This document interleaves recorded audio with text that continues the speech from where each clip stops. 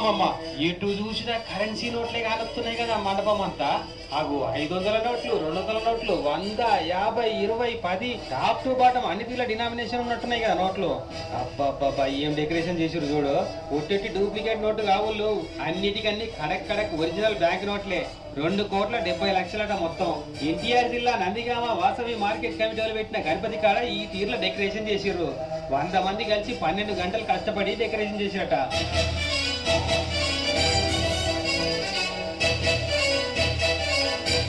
అగో డెకరేషన్ చేయగా ఇంక నీ కట్టలు మిగిలినట్టున్నాయి. దేవుని ముంగట బుక్కులు పెట్టినట్టు పెట్టిరు సీల్ కట్టలను. ఇట్లా పైసలతో డెకరేషన్ చేసుడు అనేది 42 ఏళ్ల తది నడుతుందట వీళ్ళ కాడ. మొదలు 10,000తో చురు చేస్తే అప్పట్లో ఈ తప్పకది 2,70,00,000 ఏరిందట. 20 సంవత్సరాల నుంచి ప్రతి సంవత్సరం 10 లక్షల రూపాయలు. గణపతి అంటే నందిగామ గణేశుడే అన్నంత పేరు పడ్డాడట. ఇక వచ్చిన వాళ్ళకైతే అసలు దేవుణ్ణి చూడాలన్నా, ధనలక్ష్మిని దర్శనం చేసుకోవాలన్నా తెలుస్తలేదట.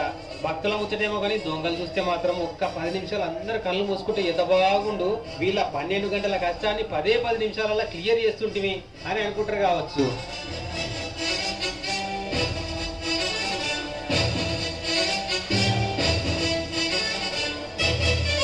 అది అట్లా పెడితే మహారాష్ట్ర